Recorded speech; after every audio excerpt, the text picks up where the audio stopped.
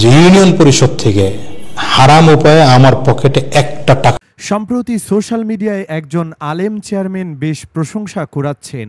4 বছরে তিনি 1 টাকাও দুর্নীতি বা বাড়তি ইনকাম না করার কথা বলেই মূলত ভাইরাল হয়েছেন।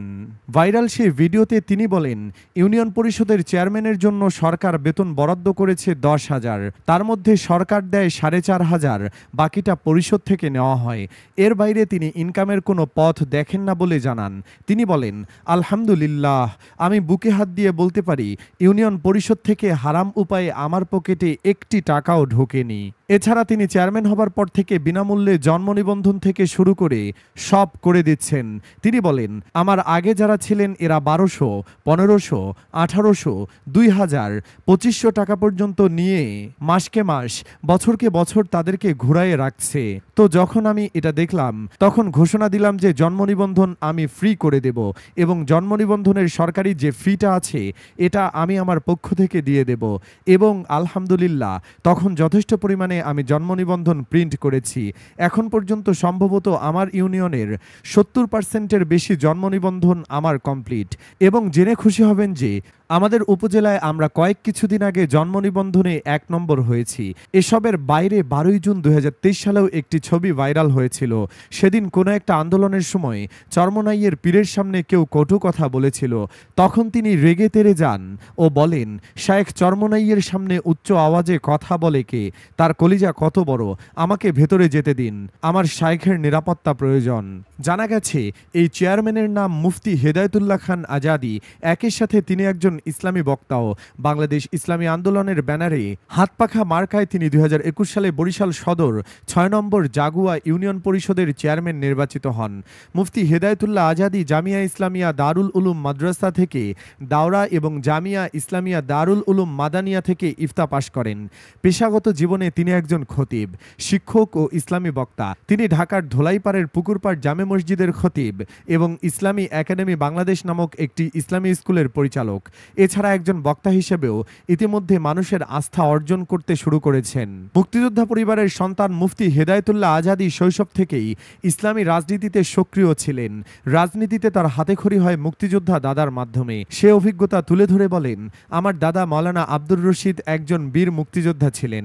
1971 সালে তিনি 117 জন হিন্দু সনাতন ধর্মাবলম্বীর জীবন রক্ষা করেন।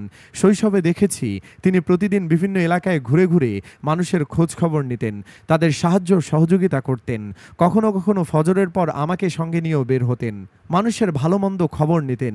এভাবে আমার ভেতর জনসম্পৃক্ততা ও জনসেবার একটি আগ্রহ তৈরি হয়। সে আগ্রহ থেকেই মূলত রাজনীতিতে সম্পৃক্ত হওয়া। পেশাগত জীবনের ব্যস্ততা মুফতি হেদায়েতুল্লাহ আজাদিকে কখনো জনগণ থেকে বিচ্ছিন্ন করতে পারেনি। তিনি বলেন, জাগুয়ায় খান পরিবারের আগে থেকে একটি ঐতিহ্য আছে। আমার আব্বার নানা আল্লামা আব্দুল মুজিজ রহিমাহুল্লাহ ছিলেন আল্লামা হোসাইন আহমদ মাদানী রহিমাহুল্লাহের বিশিষ্ট খলিফা।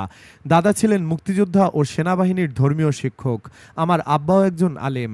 আল্লাহর অনুগ্রহে বরিশাল অঞ্চলসহ সারা দেশে আমার একটা পরিচিতি আছে। কিন্তু আমি যখনই এলাকায় এসেছি মানুষের সঙ্গে মন খুলে মিশেছি। সব ব্যস্ততা পাশ কাটিয়ে সাধ্য অনুযায়ী তাদের পাশে দাঁড়ানোর চেষ্টা করেছি, যা নির্বাচনের সময় আমার জন্য আশীর্বাদ হয়েছে। মুফতি আজাদি মনে করেন, সমাজে ইতিবাচক পরিবর্তন আনতে আলেমদের আরও বেশি রাজনীতিতে সম্পৃক্ত হওয়া উচিত। কেননা যে মানুষের ভেতর আল্লাহ ভীতি ও সততা নেই তার দ্বারা সমাজে কল্যাণ সাধন করা সম্ভব নয়। তার কাছে জানতে চেয়েছিলাম জনগণের আস্থার প্রতিদান তিনি কিভাবে দিতে চান। উত্তরে তিনি বলেন, আমি মনে করি একজন ইউনিয়ন চেয়ারম্যান সৎ ও আন্তরিক হলে এবং সরকারি দলের পক্ষ থেকে প্রতিবন্ধকতা তৈরি করা না হলে অনেক কিছু করার সুযোগ আছে। আল্লাহ যদি আমাকে সুষ্ঠুভাবে দায়িত্ব পালনের সুযোগ করে দেন তবে প্রথমে জাগুয়ার রাস্তাঘাটের উন্নয়নে নজর দেব, সরকারি বরাদ্দ ও সেবাগুলো উপযুক্ত ব্যক্তির কাছে পৌঁছে দেব, মাদক ও সন্ত্রাস বন্ধের উদ্যোগ নেব এবং করোনা সহ নানা দুর্যোগে যেসব পরিবার ক্ষতিগ্রস্ত হয়েছে তাদের পাশে থাকার চেষ্টা করব। মুফতি আজাদি আশা করেন তার দল, দলীয় কর্মীরা এলাকার জনগণ নির্বাচনের আগে যেভাবে তার উপর আস্থা রেখেছে এবং সহযোগিতা করেছে, নির্বাচনের পরও তারা আন্তরিকভাবে পাশে থাকবেন। তিনি মহান আল্লাহ এবং তাদের সবার প্রতি আন্তরিক কৃতজ্ঞতা প্রকাশ করেন। বন্ধুরা, দেশের প্রতিটা ইউনিয়নে যদি এমন চেয়ারম্যান থাকতেন তাহলে কেমন হতো বলুন তো?